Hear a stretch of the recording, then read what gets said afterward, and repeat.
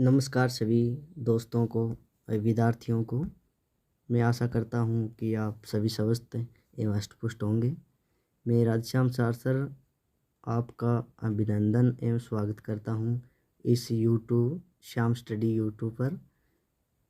आज हम जो टॉपिक लेके आ रहे हैं वो है क्लास 10 के अम्ल क्षारक एवं लवण। अम्ल क्षारक एवं लवण यानी चैप्टर नंबर 2 है। अम्ल और क्षारक हमारे दैनिक जीवन में बहुत ही महत्वपूर्ण अदा करते हैं। यानी जो हमारे शरीर या यहाँ पे कहीं भी देखते हैं तो रासायनिक प्रक्रिया द्वारा जो होने वाली घटनाएं होते हैं वो बहुत महत्वपूर्ण होता है। तो देखिए हम इस दूसरे चैप्टर में अम्ल क्षारक और लवण के बारे में देखेंगे कि क्या क्या इसमें दिया हुआ है। ऑल टू जेड जो पॉइंट दिया हुआ है वो सभी क्लास 10 के मेन पॉइंट दिया हुआ है। इनसे हटकर कोई भी प्रश्न नहीं बनेगा, इसमें संपूर्ण प्रश्न क्लियर हो जाएगा। तो ये वीडियो वो पूरी देखना है, बीच में मत छोड़ना। आपका जो टॉपिक है वो पूरा क्लियर हो जाएगा इस वीडियो में। तो देखिए सबसे पहले अम्ल और क्षारक लवण होता है। तो सबसे पहले अम्ल की बात करेंगे कि अम्ल होता है क्या है। अम्ल अंग्रेजी में बोलते हैं उसको एसिड। इसका स्वाद खट्टा होता है। अम्ल का खास बात क्या होती है? अम्ल स्वाद में खट्टा होता है। ये नीले लिटमस पत्र को लाल कर देता है। नीले लिटमस पत्र को लाल कर देता है यानी नीले लिटमस पत्र होता है उसको लाल कलर में बदल देता है। जैसे इनका उदाहरण दिया है बीच में ब्रैकेट लगा के अनीला यानी ए नीला। ए से अमल, नीला नी से नीला और ले से लाल यानी अम्ल है वो नीले से लाल में परिवर्तन हो जाता है। ये जलीय विलयन H+ आयन देता है यानी अम्ल है वो जल के अंदर क्या कौन सा आयन देता है? H+ ion. ये जलीय विलयन में H+ आयन देता है। और इसके अम्ल के उदाहरण है HCl यानी हाइड्रोक्लोरिक अम्ल और H2SO4 सल्फ्यूरिक अम्ल। H2SO4 है वो सल्फ्यूरिक अम्ल होता है। फिर है CH3COOH यानी एसिटिक अम्ल। फिर है डी ऑप्शन सिट्रिक अम्ल। क्या है? सिट्रिक अम्ल C6H8O7। ठीक है, इसके उदाहरण है वो सभी याद रखें। पहला उदाहरण है HCl हाइड्रोक्लोरिक अम्ल, बी ऑप्शन है H2SO4 सल्फ्यूरिक अम्ल, सी है CH3COOH एसिटिक अम्ल और डी ऑप्शन है सिट्रिक अम्ल C6H8O7। फिर इसके बाद देखिए क्या है, कुछ अम्ल दिया हुआ है यानी जो प्राकृतिक स्रोत से जो अम्ल प्राप्त होता है हमें वो कौन कौन से है। देखिए इमली में जो इमली होती है उनमें क्या कौन सा अम्ल होता है? देखिए इमली में टार्टरिक अम्ल होता है। इमली में कौन सा अम्ल है? टार्टरिक अम्ल। सिरका में कौन सा अम्ल होता है? एसिटिक अम्ल। सिरका में एसिटिक अम्ल। और बिच्छू के डंक, जो बिच्छू जैसे डंक मारता है तो उनसे कौन सा अम्ल निकलता है यानी कौन सा अम्ल छोड़ता है जिससे हमारे को दर्द महसूस होता है यानी दर्द होता है? तो बिच्छू के डंक से फार्मिक अम्ल यानी मेथनोइक अम्ल। फार्मिक अम्ल या मेथनोइक अम्ल है वो एक ही होता है। ये मेथेन से बना है मेथनोइक अम्ल। ठीक है। फिर है दूध और दही। दूध और दही में कौन सा अम्ल होता है? लैक्टिक अम्ल। दूध और दही में लैक्टिक अम्ल। नींबू में सिट्रिक अम्ल। और फिर है टमाटर में ऑक्जेलिक अम्ल। टमाटर में ऑक्जेलिक अम्ल और चिंटी में फार्मिक अम्ल और मेथनोइक अम्ल। देखिए जो बिच्छू के डंक होता है वो फार्मिक अम्ल मेथनोइक अम्ल, चिंटी के डंक होता है उनमें भी फार्मिक अम्ल और मेथनोइक अम्ल, और एक नेटल का डंक होता है उनमें भी क्या आता है? फार्मिक अम्ल और मेथनोइक अम्ल। नेटल के डंक में मेथनोइक अम्ल या फार्मिक अम्ल। फिर आगे चलेंगे, क्या है? सूचक। अभी है सूचक।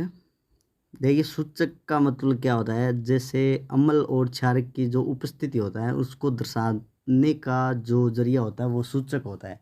सूचक की सहायता से हम पता लगाते हैं कि ये अम्ल है या क्षारक है, या कोई जलीय विलयन होता है उसमें पता लगाएंगे तो किसी सूचक के माध्यम में पता लगाएंगे कि भी ये अम्ल है या क्षारक है। वो कुछ न कुछ रंग परिवर्तन करेगा। रंग के परिवर्तन करने के बाद ही या गंध के सहायता से हम सूंघ कर उसको पता लगाएंगे कि ये अम्ल है या क्षारक है।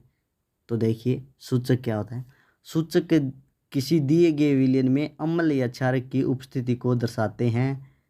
इनका रंग या गंध अम्लीय या क्षारक माध्यम में बदल जाता है। देखिए सूचक है वो, सूचक किसी दिए गए विलयन में, यानी जो विलयन दिया होता है उसमें अम्ल या क्षारक की उपस्थिति को दर्शाता है। यानी जिस विलयन में अम्ल है या क्षारक है तो उस उपस्थिति को दर्शाता है। और इनका रंग या गंध अम्लीय या क्षारक माध्यम में बदल जाता है। यानी उसका रंग है वो अम्लीय है तो कुछ कलर चेंज करेगा, जैसे नीले को लाल में और लाल को नीले में करता है, उसकी सहायता से हम पता चलेगा कि ये क्षारक है या अम्ल। ठीक है। फिर है सूचक 3 प्रकार के होते हैं। सूचक कितने प्रकार के होते हैं? 3 प्रकार के। देखते हैं कौन कौन से हैं। प्राकृतिक सूचक, कृत्रिम सूचक और गंधीय सूचक। प्राकृतिक सूचक होता है, और फिर है 2 नंबर कृत्रिम सूचक। कृत्रिम सूचक को संश्लेषित सूचक कहते हैं। कृत्रिम सूचक का मतलब होता है मानव निर्मित। फिर है गंधीय सूचक, यानी गंध की सहायता से हम पता लगाएंगे कि अम्ल है क्षारक। फिर पहला प्राकृतिक सूचक है, तो प्राकृतिक सूचक के उदाहरण देखेंगे और परिभाषा देखेंगे। वे सूचक जो पौधा से प्राप्त होता है उन्हें प्राकृतिक सूचक कहते हैं। प्राकृतिक का मतलब ही क्या होता है? जो प्राकृतिक स्रोत से प्राप्त होता है, यानी पौधों से प्राप्त होता है। वे सूचक जो पौधों से प्राप्त होता है उन्हें प्राकृतिक सूचक कहते हैं। उदाहरण है इसके लिटमस और हल्दी। यानी लिटमस है वो भी पौधों से प्राप्त होता है। लिटमस कौन से पौधों से प्राप्त होता है? लिचेन पौधों से। कौन से पौधे? लिचेन पौधे। और हल्दी है वो भी पौधों से, यानी जो जड़ होती है, जड़ के माध्यम से हल्दी मिलता है शायद। तो लिटमस लिचेन पौधों से और हल्दी भी पौधों से। तो लिटमस की सहायता से हम कैसे पता लगाएंगे कि ये अम्ल है या क्षारक? तो लिटमस को जैसे ही विलयन में डालेंगे, यानी अम्लीय विलयन में डालेंगे तो लाल हो जाएगा। अगर लिटमस को क्षारीय विलयन में डालेंगे तो नीला हो जाएगा। देखिए लिटमस में पहले कोई भी कलर नहीं होता है। लिटमस एक रंगहीन होता है, जो अम्ल में डालेंगे तो लाल कलर हो जाएगा और क्षारक डालेंगे तो नीला हो जाएगा। फिर है हल्दी। हल्दी को अम्ल में डालेंगे तो पीला, यानी हल्दी वैसे भी पीली होती है, तो अम्ल में डालेंगे तो उसमें कोई परिवर्तन नहीं होगा। हल्दी पीली होती है तो पीली ही रह जाएगी। तो हम देखते हैं पीली रहेगी ये तो वो अम्ल है, यानी जलीय विलयन है वो अम्ल है। अगर क्षारीय विलयन है तो उसमें डालेंगे तो हल्दी पीली है तो वो लाल में बदल जाएगी। जैसे हमारे कपड़े पहने होते हैं या कहीं कपड़े के ऊपर सब्जी लग जाती है तो सब्जी में हल्दी गिरते हैं हम, तो हल्दी के कारण जो कपड़े है वो कौन से कलर में हो जाता है? पीला हो जाता है। और जैसे ही हम धोते हैं तो उस पर क्षारीय पदार्थ के जो साबुन रगड़ते हैं, साबुन कपड़े धोने वाले साबुन होते हैं वो क्षार प्रकृति के होते हैं, तो क्षारीय प्रकृति के कारण वह पीले होती है। उसमें कुछ रगड़ने के बाद लाल कलर में बदल जाता है, यानी लाल कलर हो जाता है हल्दी का। ठीक है। तो ये इससे हम पता चलता है कि अम्लीय पदार्थ है या क्षारीय है। फिर इनके बाद आता है कृत्रिम सूचक। कृत्रिम सूचक का मतलब होता है मानव निर्मित, यानी संश्लेषित। तो वे सूचक जो रसायन द्वारा बनाया जाता है उन्हें कृत्रिम सूचक कहते हैं। यानी जो रासायनिक प्रक्रिया द्वारा, यानी रसायन द्वारा बनाया जाता है उन्हें कृत्रिम सूचक कहते हैं। और कृत्रिम सूचक का उदाहरण है फेनोल्फथालीन और मेथिल ऑरेंज। फेनोल्फथालीन और मेथिल ऑरेंज, ये अपना कलर बदलेगा। क्षारक होगा तो ये रेड कलर, अम्ल होगा तो वाइट कलर। इससे कलर से हम पता चलाएंगे कि ये अम्ल है या क्षारक है। फिर 3 नंबर आता है गंधीय सूचक। गंधीय सूचक, गंधीय सूचक, गंधीय सूचक यानी नाम से स्पष्ट हो रहा है, हम किसी को गंध की सहायता से पता चलाएंगे कि ये अम्लीय है या क्षारकीय है। तो इसकी परिभाषा देखिए, जिन सूचक की गंध अम्लीय या क्षारक के माध्यम में बदल जाता है उसे ही गंधीय सूचक कहते हैं। गंधीय सूचक किसे कहते हैं? जिन सूचक की गंध अम्लीय या क्षारक के माध्यम में बदल जाती है उसे ही गंधीय सूचक कहते हैं। जैसे उदाहरण है प्याज का रस और वेनिला और लौंग का तेल। यानी प्याज का रस होता है वो अम्ल में डालेंगे, यानी प्याज के रस को अम्ल में डालेंगे तो तीक्ष्ण गंध, यानी तेज गंध आएगी, तीखी गंध आएगी। और क्षारक में कोई गंध नहीं आती है। अगर क्षारीय विलयन होगा तो उसमें कोई गंध नहीं आएगा, महसूस नहीं होगा कि ये प्याज का रस है। वेनिला को डालेंगे तो अम्ल में समान, यानी वेनिला में पहले से जो गंध आती है वो ही गंध अम्ल में आएगी, लेकिन क्षारीय विलयन में डालेंगे तो कोई प्रभाव नहीं पड़ेगा, कोई गंध नहीं आती है। फिर लौंग का तेल, तो लौंग के तेल में अम्ल में डालेंगे तो वैसा ही गंध आएगी जैसे पहले आ रही है, और विलयन में डालने के बाद भी वैसे ही आएगी। और क्षारक में डालेंगे तो कोई परिवर्तन नहीं होता है।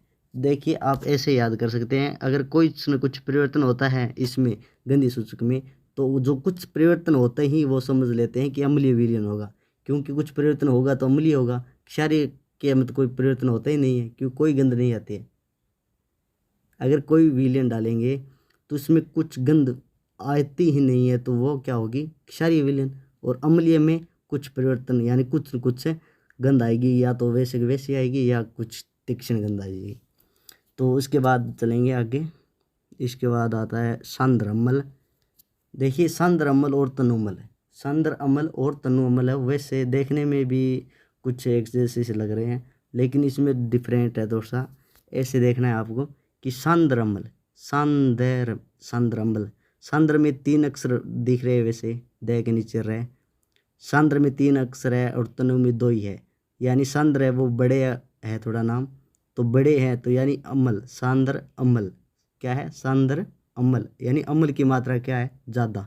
और तनु में क्या है, तनु, तनु तनु तनु नाम छोटा है तो तनु अम्ल यानी अम्ल की मात्रा कम। तो देखिए सांद्र अम्ल क्या है, जिसमें अम्ल अधिक मात्रा में और जल कम मात्रा में, यानी जो विलयन होता है उसमें अम्ल का मान है वो अधिक होता है और जल है वो कुछ मात्रा में होता है। यानी जिसमें अम्ल की मात्रा अधिक और जल कम हो तो उसे कहते हैं सांद्र अम्ल। और तनु अम्ल होता है जिसमें अम्ल की मात्रा कम और जल अधिक मात्रा पाई जाती है। और उसके बाद है क्षारक। देखिए अम्लीय पदार्थ है वो लगभग पढ़ ली है, लेकिन अब क्षारक आ रहे हैं। तो क्षारक देखिए वे स्वाद में कड़वा होता है। अम्ल वो स्वाद में कैसा होता है, खट्टा, और क्षारक क्या है, कड़वा। ये क्षारक है वो स्वाद में कड़वा होता है। ये लाल लिटमस पत्र को नीले में बदल देता है, लाल लिटमस को नीले में बदल देता है।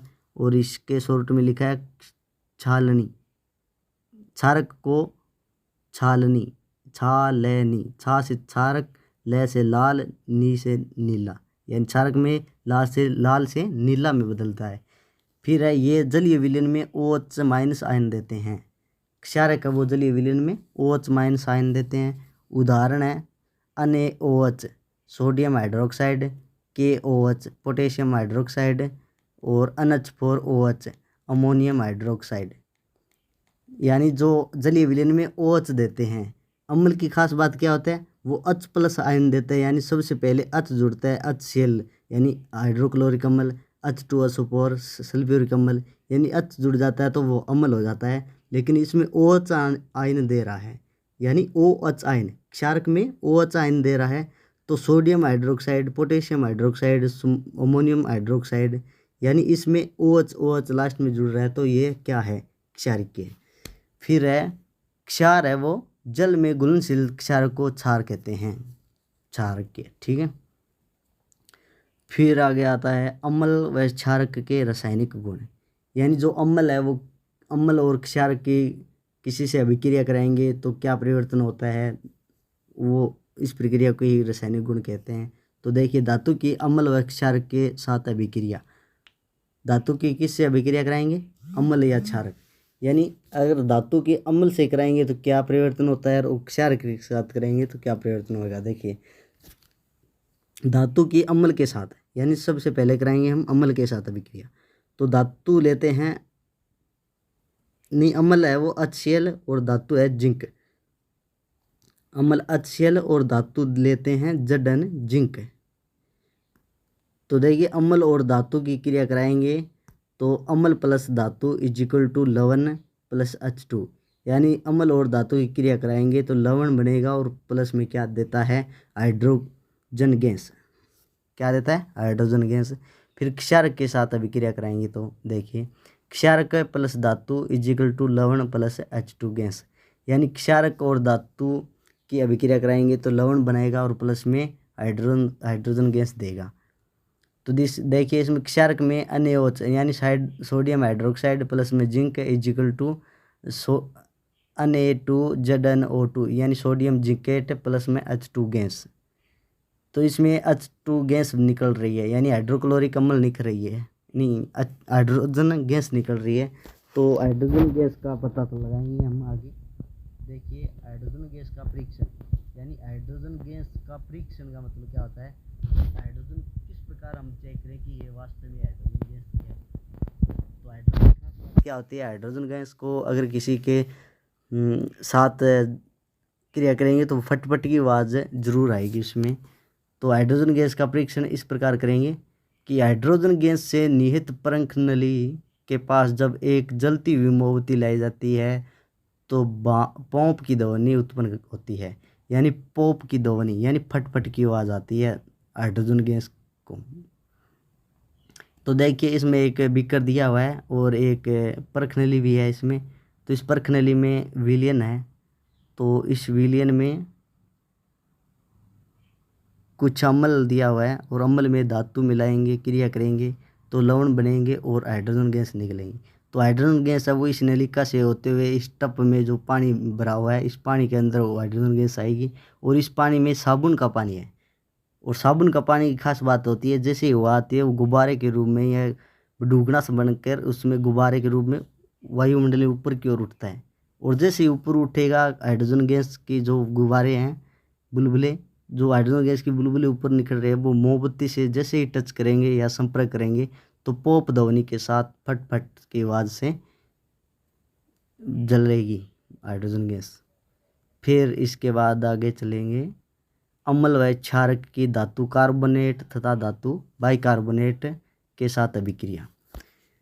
देखिए अम्ल और क्षारक की धातु कार्बोनेट या बाइकार्बोनेट से अभिक्रिया कराएंगे तो क्या होगा। देखिए अम्ल धातु कार्बोनेट के साथ, अम्ल की धातु कार्बोनेट के साथ अभिक्रिया कराएंगे तो अम्ल इसमें लेंगे HCl और धातु लेंगे, धातु कार्बोनेट लेंगे सोडियम बाइकार्बोनेट, नहीं सोडियम कार्बोनेट लेंगे HCl और प्लस में Na2CO3 इजिकल टू बनेगा लवण यानी NaCl।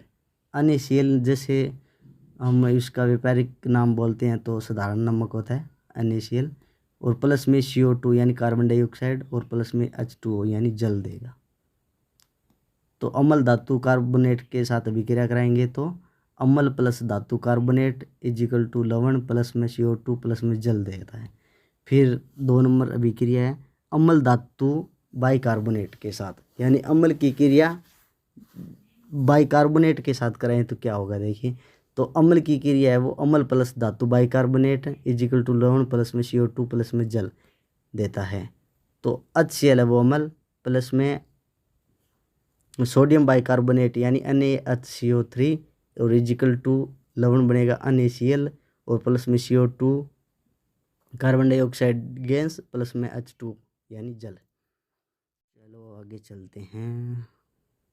फिर है अम्ल व क्षारक की एक दूसरे के साथ अभिक्रिया।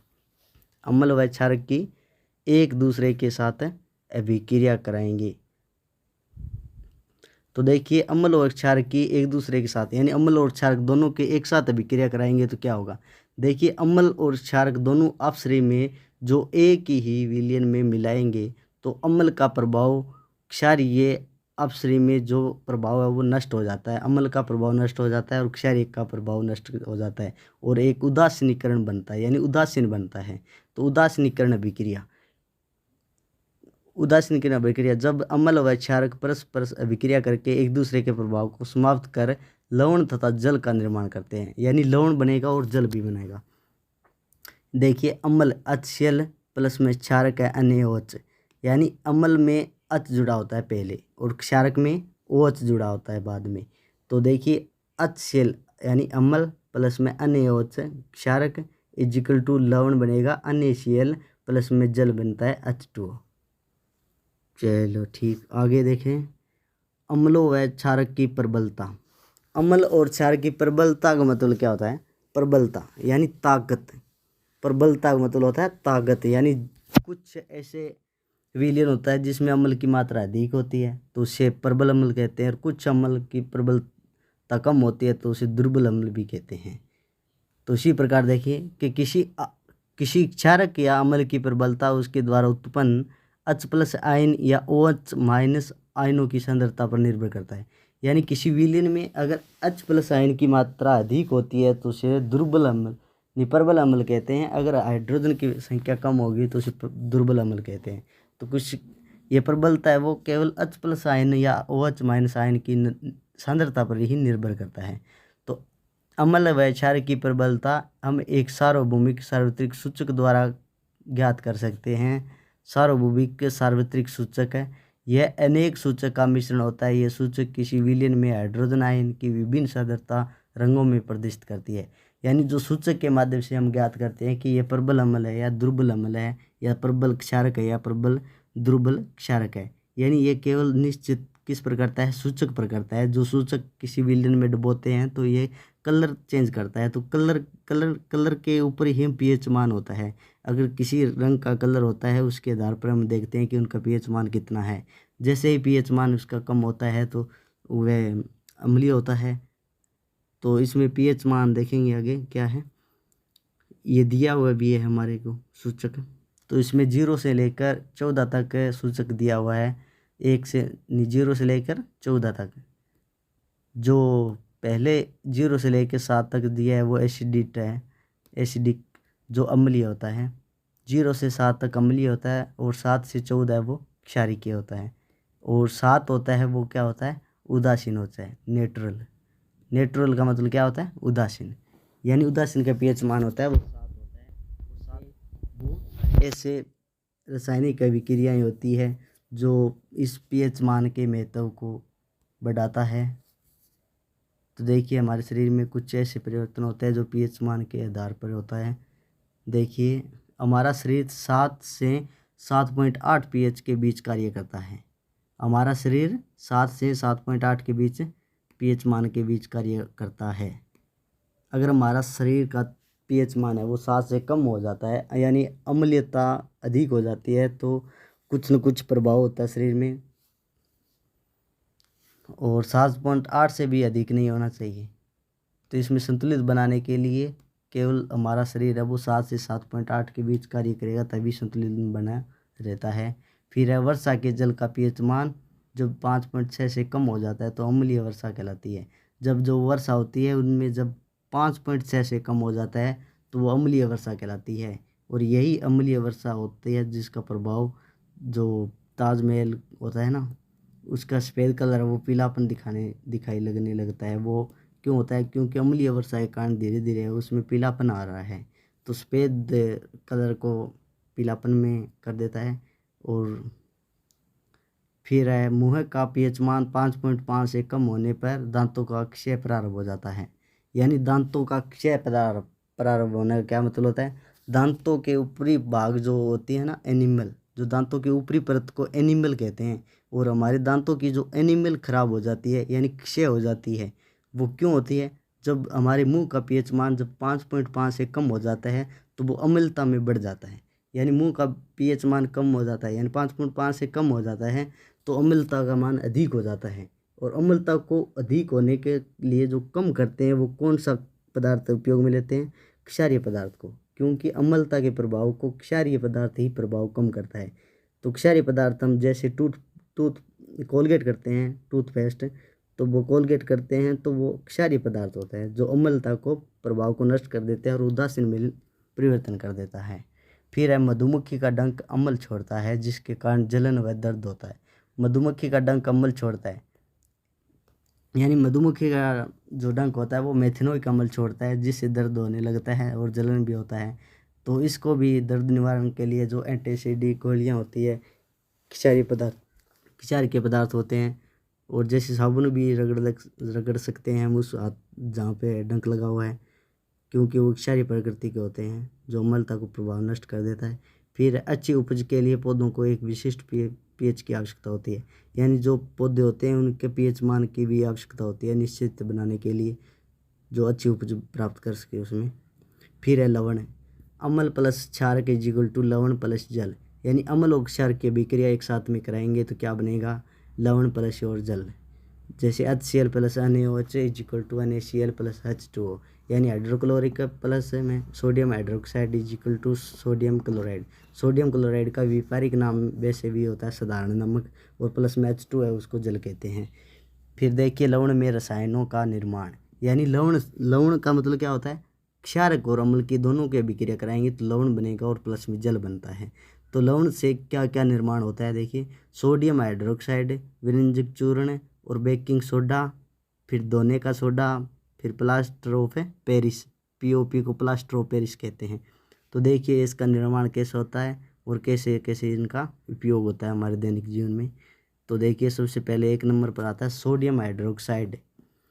सोडियम हाइड्रोक्साइड यानी NaOH, सोडियम हाइड्रोक्साइड NaOH निर्माण होता है इसका। सोडियम हाइड्रोक्साइड के जलीय विलयन से विद्युत प्रभावित करने पर यह वियोजित होकर सोडियम हाइड्रोक्साइड उत्पन्न करता है। यानी सोडियम हाइड्रोक्साइड का निर्माण किस प्रकार होता है कि NaCl यानी सोडियम क्लोराइड को विद्युत धारा यानी जलीय विलयन में विद्युत धारा प्रभावित करेंगे तो सोडियम हाइड्रोक्साइड का निर्माण होता है। तो देखिए NaCl प्लस में H2O, यानी ये जो लवण है ना NaCl, उसमें जल में विद्युत धारा प्रभावित करेंगे तो सोडियम हाइड्रोक्साइड यानी NaOH प्राप्त होता है, और प्लस में Cl2 गैस यानी क्लोरीन गैस और प्लस में H2 गैस बनता है। फिर एनोड पर Cl2 गैस, यानी जो Cl2 गैस है वो एनोड पर और कैथोड पर H2 गैस होता है। फिर कैथोड के पास NaOH का विलयन बनता है, और इसका उपयोग किसका उपयोग है, सोडियम हाइड्रोक्साइड का उपयोग। Cl2 का क्या उपयोग है, जल की स्वस्थता यानी जल की जो रोगाणु को नष्ट करने के लिए रोगाणु को, और फिर PVC के निर्माण। फिर H2 ईंधन के रूप में, यानी जो हाइड्रोजन गैस होता है वो ईंधन के रूप में, और NaH है क्या है वो ग्रीस हटाने के लिए, साबुन व कागज़ बनाने के लिए। फिर आगे चलें 2 नंबर विरंजक चूर्ण। विरंजक चूर्ण का सूत्र होता है कैल्शियम ऑक्सीक्लोराइड यानी CaOCl2, कैल्शियम ऑक्सीक्लोराइड। तो इसका विरंजक चूर्ण का सूत्र है CaOCl2 ब्लीचिंग पाउडर, इसका रासायनिक नाम ब्लीचिंग पाउडर नाम है इसका। निर्माण शुष्क बुझे हुए चूने, यानी जो बुझा हुआ चूना है उसका सूत्र क्या होता है, कैल्शियम हाइड्रोक्साइड यानी CaOH की ट्वाइस। तो शुष्क बुझे हुए चूने कैल्शियम हाइड्रोक्साइड पर क्लोरीन की क्रिया से विरंजक चूर्ण का निर्माण होता है। जो बुझा हुआ चूना होता है उसमें क्लोरीन की क्रिया कराएंगे तो क्या बनेगा, कैल्शियम ऑक्सीक्लोराइड यानी विरंजक चूर्ण, और प्लस में देगा जल, प्लस में क्या होता है H2। तो CaOH की ट्वाइस प्लस में Cl2 गैस और is equal to CaOCl2 calcium hydroxide plus में H2O।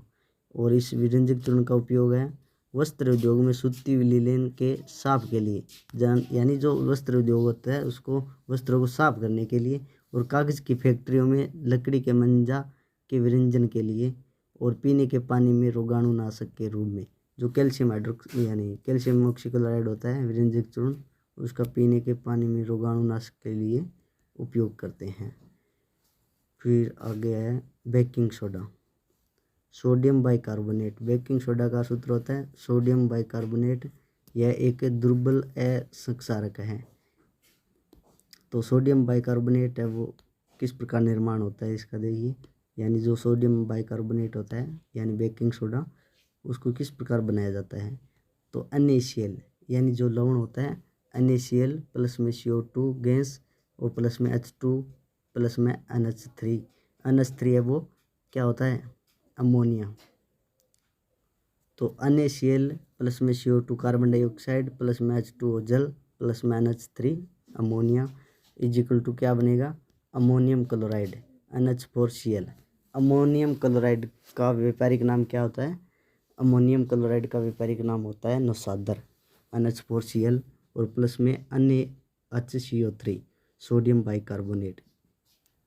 तो बेकिंग सोडा का सूत्र होता है NaHCO3, यानी जो सोडियम बाइकार्बोनेट का निर्माण होता है वो इस प्रकार होता है, यानी जो NaCl होता है प्लस में CO2 गैस प्लस में H2 प्लस में NH3 का क्रिया करेंगे तब बनता है सोडियम बाइकार्बोनेट। फिर है खाना पकाते समय गर्म करने पर, यानी जो सोडियम बाइकार्बोनेट है उसको गर्म करेंगे तो क्या होगा, देखिए जो सोडियम बाइकार्बोनेट है उसको गर्म करेंगे तो सोडियम कार्बोनेट बनेगा, Na2CO3 प्लस में H2O प्लस में CO2। और बेकिंग सोडा का उपयोग है वो बेकिंग पाउडर बनाने के लिए, बेकिंग सोडा प्लस में टाटरी कम्बल। और ये एंटीसिड का एक संघटक है। जो बेकिंग सोडा होता है वो एंटीसिड का एक संघटक होता है, यानी जैसे वो एंटीसिड बनता ना उसमें क्या लेते हैं, इनो। तो इनो में भी बेकिंग सोडा का उपयोग होता है, यानी इनो में बेकिंग सोडा की कुछ मात्राएं होती है। और अग्निशामक में इस्तेमाल, यानी कुछ आग बुझाने के यंत्र में भी बेकिंग सोडा का उपयोग होता है। फिर आगे है धोने का सोडा, यानी सोडियम कार्बोनेट डॉट 10H2। धोने का सूत्र होता है, धोने के सोडा का सूत्र है Na2CO3 sodium carbonate dot 10H2O, यानी 10 अणु जल का। और इसका निर्माण है वो किस प्रकार होता है, देखिए सोडियम कार्बोनेट के पुनः क्रिस्टलीकरण से धोने का सोडा प्राप्त होता है। यानी सोडियम कार्बोनेट का पुनः क्रिस्टलीकरण करेंगे तो सोडियम कार्बोनेट यानी धोने का सोडा का निर्माण होता है। और दामन सोडे का उपयोग है वो किस तरह होता है, देखिए कांच, साबुन एवं कागज उद्योग में होता है। धोने के सोडा का उपयोग है वो कांच, साबुन एवं कागज उद्योग में इसका उपयोग होता है। घरों में साफ सफाई के लिए, जल की स्थायी कठोरता के लिए, यानी जल की जो स्थायी कठोरता है उसको दूर करने के लिए दामन सोडे का उपयोग होता है। फिर है 5 नंबर पर प्लास्टर ऑफ पेरिस यानी POP। और प्लास्टर ऑफ पेरिस का सूत्र होता है calcium sulphate dot half H2O, यानी calcium sulphate CaSO4 dot 1/2 H2O। और POP का सूत्र का निर्माण है वो किस प्रकार होता है, देखिए जिप्सम को 373 केल्विन या 100 सेल्सियम पर गर्म करने पर यह जल के अणु त्याग कर कैल्शियम सल्फेट अर्धहाइड्रेट बनता है। यानी जो कैल्शियम सल्फेट का अर्धहाइड्रेट है वो भी POP है, वही POP है। और इस सफ़ेद चूर्ण को जल में मिलाने पर यह फिर से जिप्सम बन जाता है। और इस सफ़ेद चूर्ण को जल में यानी वापस जल मिलाएंगे तो फिर वापस जिप्सम बन जाता है। जैसे calcium sulphate dot half H2O plus में 1.5 अणु H2O is equal to calcium sulphate dot 2H2O। और इस POP का सूत्र उपयोग है, यानी जो POP का यूज होता है वो किस में होता है, देखिए टूटी हुई हड्डियों को सही जगह पर स्थित करने के लिए। यानी जो डॉक्टर है वो टूटी हड्डियों को जोड़ने के लिए किसका उपयोग करता है, POP का, यानी प्लास्टर ऑफ पेरिस का। और खिलौने तथा सजावट का सामान बनाने में, यानी सजावट के या जो खिलौने सजावट या खिलौने के जो औजार बनाते हैं तो उसमें भी POP का उपयोग होता है। और दीवार की सतह चिकना बनाने के लिए, यानी दीवारों में या घरों में हमारे जो दीवार होते हैं उसमें जो POP करते हैं तो इस सतह को चिकना बनाने